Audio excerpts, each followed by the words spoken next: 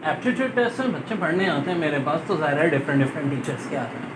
कुछ टीचर तो बहुत ज़बरदस्त लीजेंड्स हैं, तो माशाल्लाह बहुत अच्छे कॉन्सेप्ट बच्चों को बताते हैं, लेकिन सारे ही होते हैं। कुछ ऐसे होते हैं जिनके कॉन्सेप्ट्स क्लियर नहीं होते, और सबसे ज़्यादा मसला जिस चैप्टर में होता है वो है प्रोबेबिलिटी। आखिर इसके मीनिंग होते क्या हैं? इंग्लिश में प्रॉप अगर आप देखो तो मे बी किसी चीज़ के होने का कुछ चांस की जब हम बात करते हैं, होने का चांस या ना होने का चांस। जैसे कि अगर कोई लड़का है 15 पेपर्स में पास हो रहा है, टोटल पेपर्स कितने 20, तो उसके पास होने की प्रोबेबिलिटी कितनी हो गई 15/20, ये हो गई उसके पास होने की।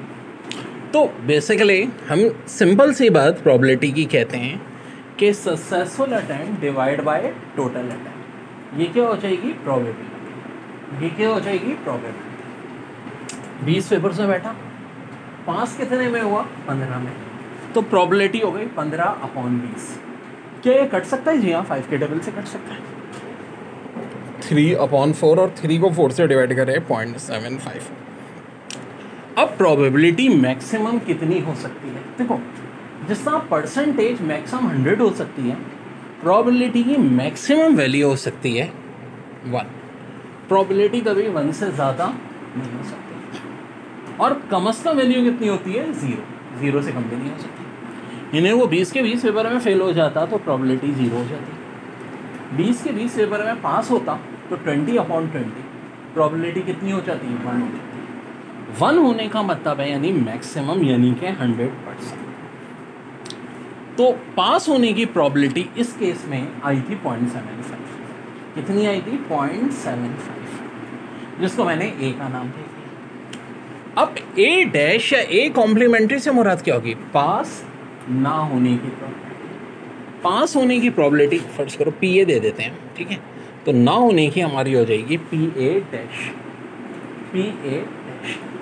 तो प्रोबेबिलिटी पास ना होने की 1 में से क्या करो 0.75 माइनस कर दो, ये कितना हो जाएगा 0.25। पास ना होने की प्रोबेबिलिटी कितनी हो जाएगी 0.25। सिंपल सी बात। अब बच्चों इसके लिए आसान सी बात है, एक हम डाइस की मिसाल ले लें। सिक्के, लूडो का डाइस होता है, कितने कोने होते हैं? 6 होते हैं। 1 2 3 4 5 6। तो रखो डाइस के केस में टोटल इवेंट हमेशा कितने होते हैं? 6 होते हैं। टोटल इवेंट्स हमेशा कितने होते हैं? 6 होते हैं। एग्जाम में सवाल आ गया था कि अगर हम एक डाइस रोल आउट करते हैं तो बताओ प्रोबेबिलिटी प्राइम नंबर आने की कितनी होगी? किसकी प्रोबेबिलिटी पूछ रहे हैं? प्राइम नंबर आने की। तो सबसे पहले बात तो प्राइम नंबर आखिर होते क्या हैं? प्राइम नंबर वो होते हैं जो अपने अलावा और किसी से डिवाइड ना होते हैं। जैसे कि 2 एक प्राइम नंबर है, 3 भी प्राइम नंबर है, 5 भी प्राइम नंबर है। टोटल कितने प्राइम नंबर आ गए? 3। याद रहे 1 का शुमार ना प्राइम में होता है ना कंपोजिट में होता है।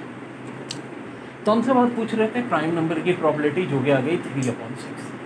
3/6 यानी कि हाफ बोले तो 0.5, ठीक है 0.5।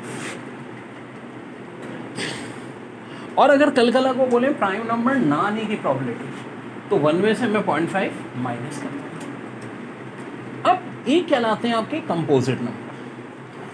अब कंपोजिट नंबर क्या होता है? कंपोजिट नंबर हम उनको कहते हैं जो अपने अलावा भी किसी से डिवाइड होते हैं। इनमें कौन है? 4 है और 6 है। ये तो 4 और 6। तो कंपोजिट नंबर की अगर हम बात करते हैं, किसकी बात करते हैं बच्चों? कंपोजिट नंबर की। तो कंपोजिट नंबर एक 4 हो गया और एक क्या हो गया? 6 हो गया।